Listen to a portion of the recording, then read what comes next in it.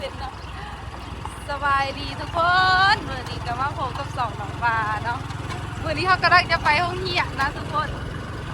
อันนี้เขามาหาหมูเขาอยู่กี่ดีเนาะได้มาอ้าวทางกับเปลือกแน่เนาะคนมันโตขึ้นมาที่คนตกแห้งแบบ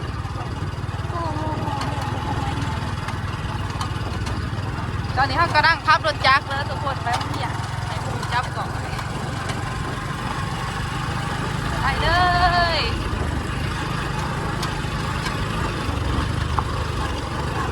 หลังจากพักไป2 มื้อเนาะเขาก็ไปเกี่ยวเขาแน่แล้วก็ไปพ่นเขาซอยไอ้ซุกแน่เมื่อยแห้งเนาะมื้อนี้ก็ได้เวลาไปเหี้ยได้เนาะบ่ได้ไปตรงไห้ตรงหน้าแต่มันโอ้ตายบ้านพักเขากับไปเฮ็ดเปียกเนาะพวกเขาเหี้ยเขาก็ไปเหี้ยทำดีได้ชีวิตละเอียดเนาะก็คือลาเบียนะคะเดี๋ยวลูกชมที่สำหรับที่เขาเป็น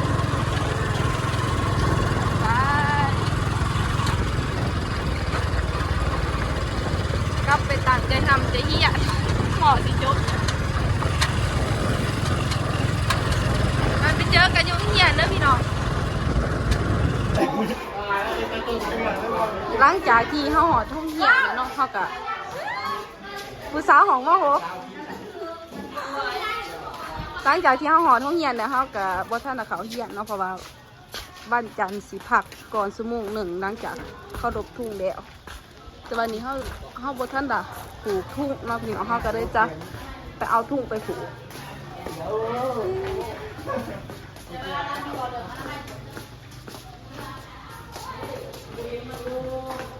คำใสสบายดีต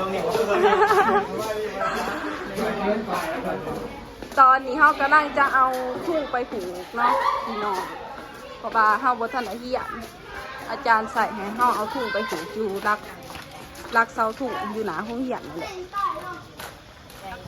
หอดเสาทุ่งเลยพี่น้องนี่เขาจะเอา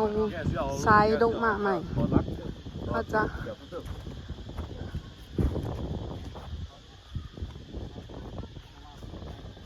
เขาสิผูกทรายใส่ใหม่ด้วยเดียวครับ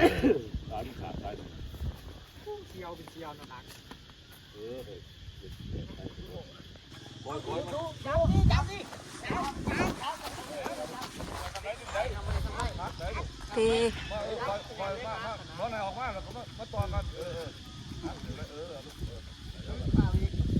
ตอนนี้เขาก็เอาเสาทุ่งลงมาเลยเนาะทุกคน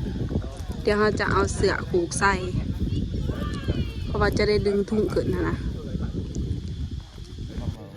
ตอนนี้เขากำลังเอาเสือใส่รักเสาทุ่งเนาะทุกคนเขาเปลี่ยนซ้ายใหม่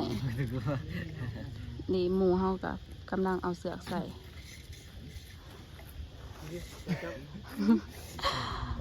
โอ้ยจะไม่ก้นถือถุงกันเนาะหักศาสตร์หักหวานเกิดดิยาดูมาจากที่บ่ยาดูมาลัดทุ่งอยู่แน่ยาเอาคือมัดปลายเตือตัวนี้จักมั้ยเปลี่ยนแทนต้องมัดให้มันแหนนเนาะเอาใส่2 ขาตัวเนาะมาแก้ซีมหลอกบางนิดเบื้องหนึ่งทุ่งดาวเบื้องหนึ่งทุ่งผักมันจะไปโซกันมื้อนี้วันที่11บ่เดี๋ยวสิไปเสียโศกกังเวทบ่ดื้อโศกย่ำคำเอาอยากได้โศกแต่เช้าเดี๋ยวสิไปเสียเนาะมันมีงานโศกมวยอยู่วันที่11เนาะอยู่วัดทรงผาถมไปว่าไปทรงผาบ่มันย่ำกังเวทเอาอยู่วัดป่านี่อยู่น้องขนันนี่มูซูก็คือจังเคยไปอยู่แมนมันมียามก็คือมันสิมีงานบุญนี่มันที่11มันสิมีงานบุญเนี่ยก็มีงานศพหวยนำอาจารย์ก็มาผูกน้ำกันเนาะ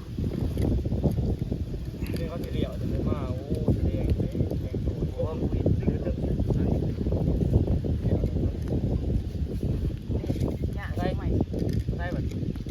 ได้ งูตัวนี้ไปเจ็บเด้งแนวเลยดอกกำลังว่าต้องคนย่อก็ได้ เอาแม่แสบจ้ะเอาสิเอาเสาขึ้นในวันนี้นี่บอคนสิไปซกงวยมือวันที่11นี่บอสองคนนี้อ่ะเอาทงกูมาฝ่ายจ้ะนี่เนาะสิไปซกงวยดีบ่นี่ป้าที่โทรสีสูเข้าไว้อยู่บ่เด้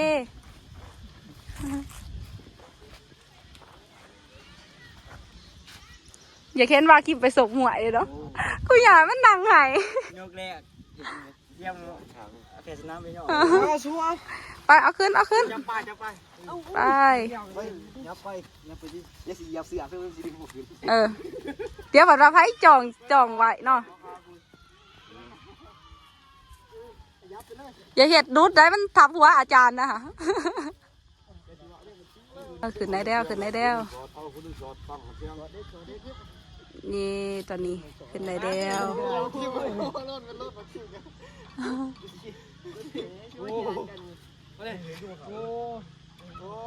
มุนดีใจเย็น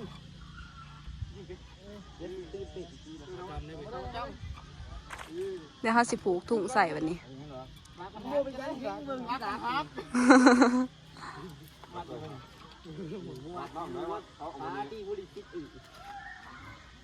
ี่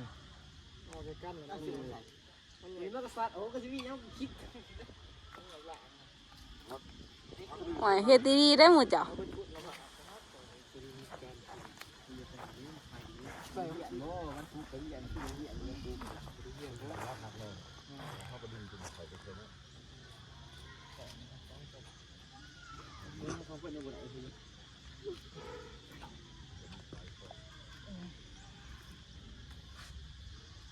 เดี๋ยวตอนนี้เขาก็เอาขึ้นได้เนาะทุกคนนะเขาสิผูกถุงใส่เด้อวันนี้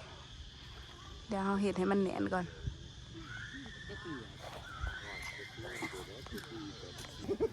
ตอนนี้เขาก็มัดทรายถุงแล้วเรียบร้อยเนาะเดี๋ยวเขาจะเอาเสาขึ้นบัดนี้เดี๋ยวเขาก็จะผูกถุงใส่เดี๋ยวที่เอาขึ้นได้ไหม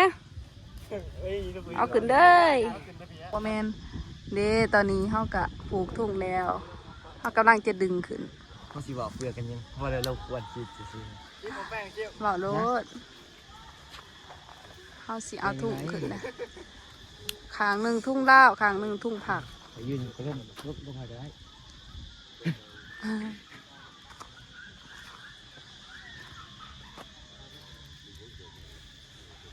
ดึงขึ้นเลย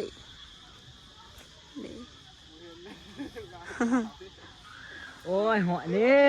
จำนะโอ้หอยเลิกบอกไอ้เบิ้งน้ำมันถือกี่ว่าทำถึกแล้วเกี่ยวมุนไปยังเกี่ยวเก่าได้มุนออกมาตีมุนอะไรกระบอกที่มุนพี่มากินเป็นหัวหน้าวิศวกรไว้บ่มี มุนถือแล้วบอก มีไผไปเฮียนวิศวะว่าอยู่ในนี้ตัวน้ำถือแล้วจำเนาะ นี่พี่เห็นยังไง ก็ไก่ตัวนั้น ไปเดี๋ยวมันบอกกันเดี๋ยวโอ้ยช่างไง เป็นวิศวกรรมเขาเพี้ยนสร้างก็ดีแต่ไปเขียนสร้าง สร้างไปโทษสร้างโอ้เอาเดี๋ยวมันได้แปลงนะคะคลิปเป็นวิศวกรรมที่การมากกว่าที่การเป็นหัวเพี้ยนเลยพวกวิศวกรรมเลือดแต่ออกแถมแล้วก็มีได้กันเองวิศวกรรมอะไรนี่สิ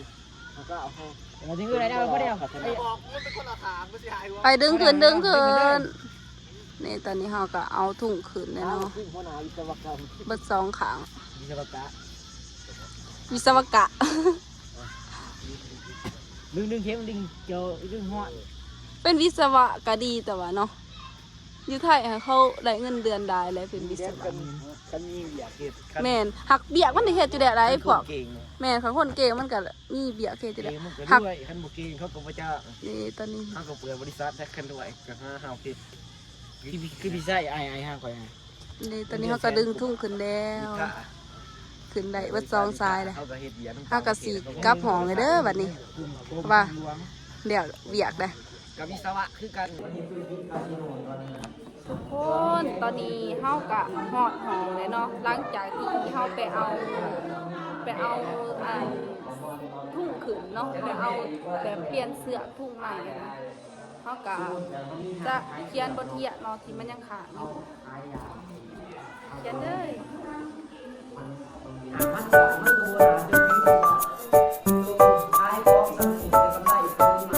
ตอนก่อนปีใหม่เขาบอกก่อนเขียนมันก็ได้ขาดได้บางทีเขาก็ขาดเขียนนะเขาก็แบบเขียนมันก็ขาดมันก็ได้มาเขียนหลัง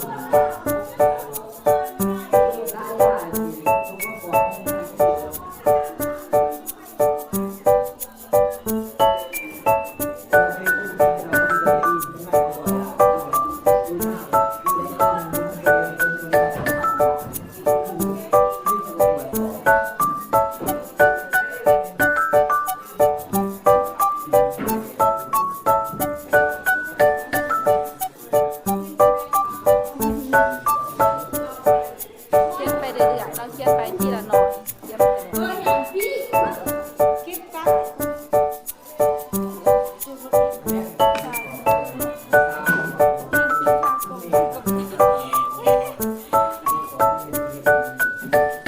เอ้ยอย่าเขียนไปเรื่อย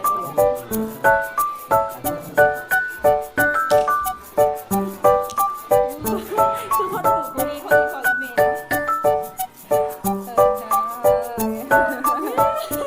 มันคือชื่อมันจะมีหางเดี๋ยวมึงด่าแต่จะยาวใส่อย่าบอกลงวันเด้อสิว่าทำไมเพื่อนพูดไม่พอเลยหมู่เฮาก็สนิทกันเกินเนาะพี่น้องลากันกับกับพี่กับเกียดกัน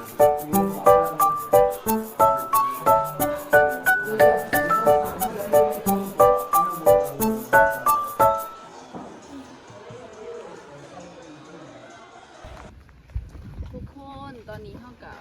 เฮียนแล้วเนาะเฮาจดบทเรียนแล้วนะตอนนี้เฮาสิไปหาไปกินข้าวเปียกไปกินข้าวแห้งเลยตอนนี้ไปยังวะเมื่อนี้หันห้องเฮียนน้อยเดียวเลยทุกคนถ่าเฮียนอีกตอนเด็กแต่ว่าเฮาบ่ได้ถ่ายตอนอาจารย์เขาเนาะเพราะว่าเดี๋ยวอาจารย์สิหายว่าเฮารักเห็นโทรศัพท์นะ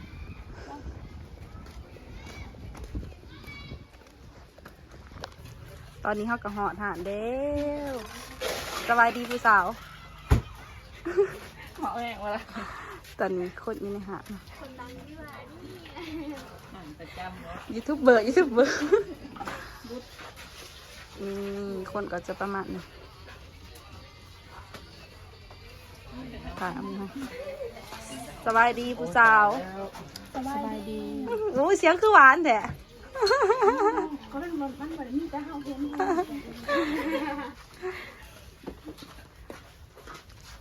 ไปถ่าเขาเปียกมากอยากกินเขาคือสีนแหงนี่เนาะขนมมันนี่กินข้าวเปียกเพื่อทุกคนมานี่มีไฟกินเฟอเนาะขั้นมันถือเขาคืออีเนาะผู้สาวจะกินเขากับยังจะคืองะที่เขาก็จะอุ่นใจเนาะแต่ผู้สาว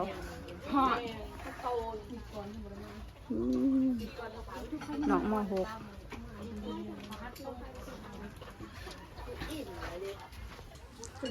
ตอนนี้เขาเปียกเขาก็มาแล้วเนาะ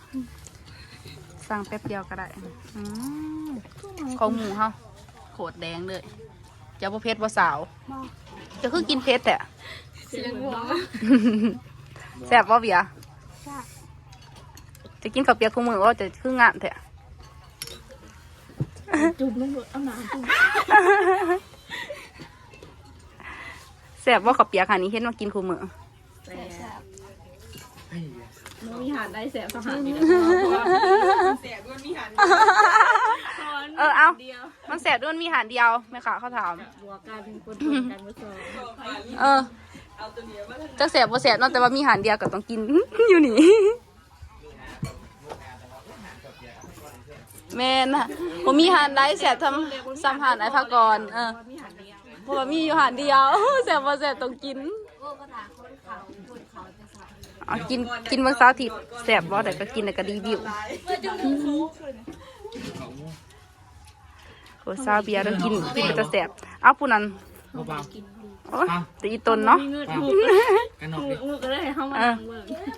น่าสงสารมากเลย จุกเสือยังก่อน เป็นท่านอะไรเนาะผู้นี้เนาะเป็นได้น้ำดังหมูเดี๋ยวเขาจะปรุงก่อนเด้อพี่น้องมาเนี่ย รวมๆเลยนะคะ เส้นมันแบบ แล้วก็เป็นเงินทอนมา เย็นรวดเดียวกับมือนะ มาจะถ่ายมานี่ กินอะไร จะมาซิมมากิน คิดขึ้นเลย เดือดแล้ว ต้องใส่น้ำตาลนะน้ำตาลนะใส่แต่พริก ก็มาให้เป็นแผ่นกันนะไปเก็บต่างคนต่างใด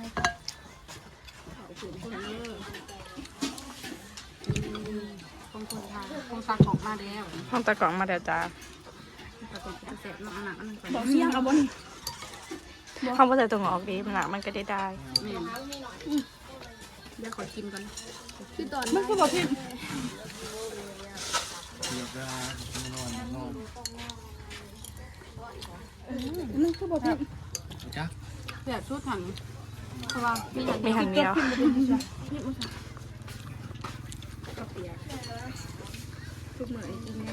ทุกมื้อกินแต่ข้าวเปียกเนาะเพราะว่า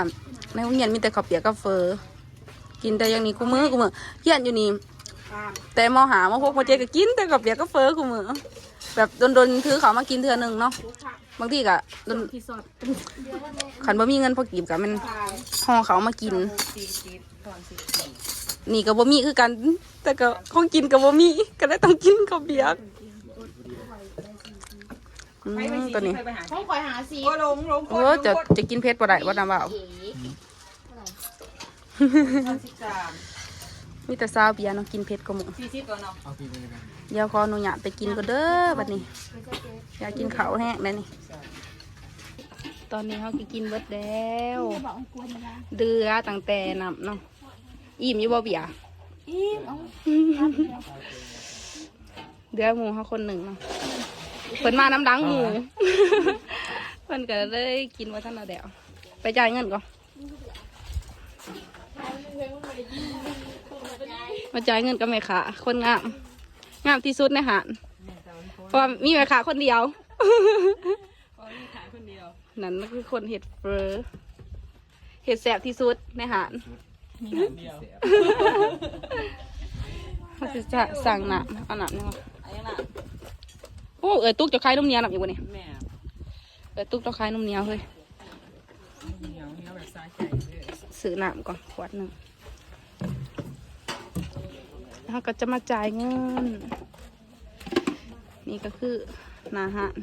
ก็มีขนมในกันนำเอาสิจ่ายเงินก่อนมาเนี่ยปิ้งปิ้งปิ้งปิ้งปิ้งกินอีกยัง เบิดไปแค่ไหน หมดเงินหมดชีวิตก็จะหมดเป็นจะไหนเกลียดเลยบ่ นี่สมัยก็สิเบิดไป เขาก็มีใบเดียวคือกันเหมือนกัน เสาเด็กใส่เงินเบิดไหนยังจะ ใส่เงินวัดเดียวแต่ใส่ชีวิตที่ดันทด เอากระตุกของข่อยเศร้าหาพัน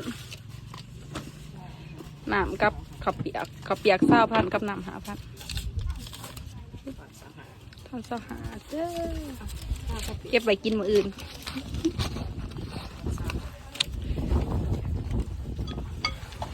เดี๋ยวตอนนี้เขากัดจับเมื่อหอมก่อนเด้อวันนี้หอมดีๆเนาะไปย่างเมื่อหอมตอนนี้เขาก็ย่างมาหอดหอมแล้วเนาะทุกคนกำลังจะย่างเข้าไปในหอมอากาศจะฮ้อนแบบฮ้อนอะไรรอนะแบบห้องเคียนถ้ามันกับว่ามีพัดลมอีกก็แห้งหอ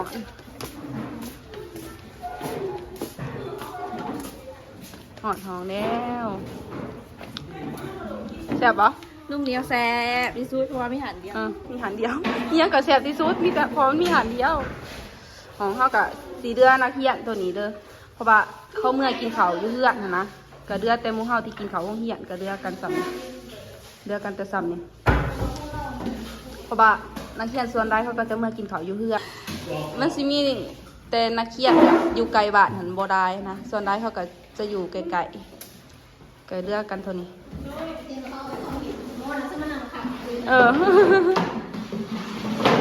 นั่งคักนอกขนาดของเนาะ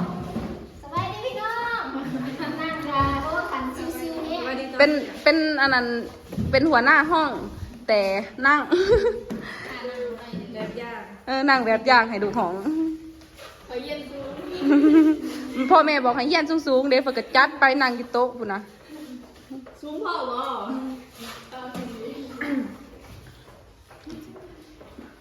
คนหลังจากที่เฮาเฮียนตอนแดกแล้วเนาะเฮาก็สิมากินสมบักม่วงเนาะนี่แจ่วเฮาไปซื้อแจ่วมากินสมกับหมูยงเหียนเอาเบียร์ซับ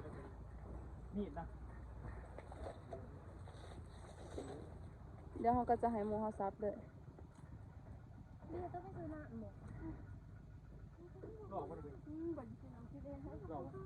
บอกว่าบอกขับตลอดแล้วบอกเอามาโอ้ยมีแต่ยางเนาะบ่ได้ละสาวังเวิร์นกิน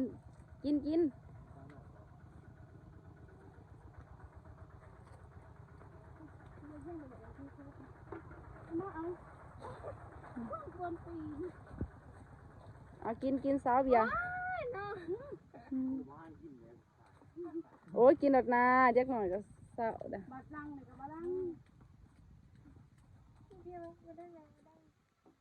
กิน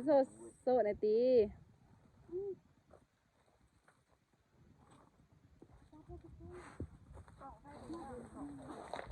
กินเข้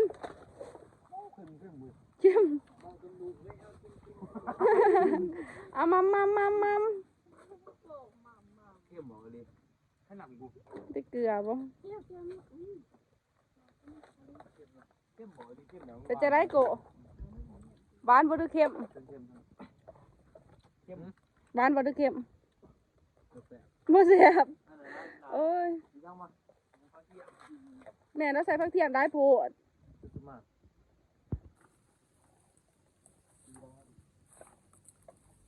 แซ่บบ่ซาเบียแซ่บ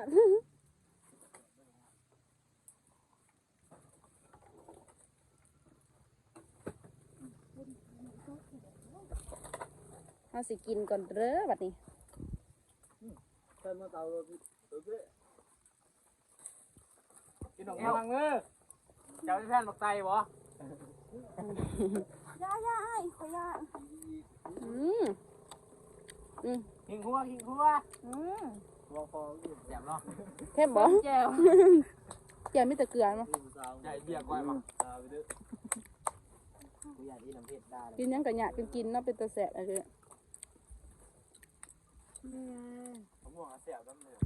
ทุกคนหลังจากที่เฮากิน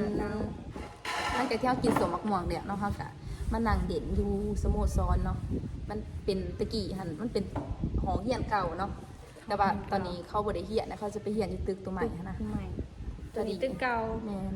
ตึกเก่า เปลี่ยนเป็นสโมสร แต่ข่าวดีกับแบบดูดพวกเอื่อยได้เฮียนดูดไอ้คำซิงได้เฮียนบ่ เลยเขียน ดูดพวกไอ้คำซิงพวกเอื่อยจังซี่ได้เฮียนตึกนี้เนาะ ไอ้น้อยก็เลยเขียน แต่ว่าพวกเฮาหันสิได้ไปเฮียนอยู่ตึกใหม่แล้วบ่ดีเราบ่ได้เฮียนมีแต่พวกไอ้ซิงเนี่ยเฮียนไอ้ซิงกับพวกไอ้เขาแต่ว่าพวกไอ้เขายังเลยไปเฮียนตึกใหม่อยู่ไอ้ซิงก็ได้เฮียนตึกใหม่ต่อ ไอ้เรียนตึกใหม่ เขาเฮียนตึกใหม่เนาะเฮียนตึกใหม่แล้วเขาก็ย้ายไปตึกใหม่แต่พวกเฮามากคือได้เฮียนตึกใหม่เด้อนะแต่คลิปนี้ก็สิจบเพียงส่ำนี้เด้อทุกคนเพราะว่าคลิปนี้สิจบเพียงส่ำนี้เด้อก็ฝากทุกคนเป็นกำลังใจให้น้องปายเด้อถ้ามาคลิปนี้ก็อย่าลืมกดไลค์กดแชร์กดติดตามให้น้องปายในเด้อบ๊ายบายเจอกันใหม่คลิปหน้า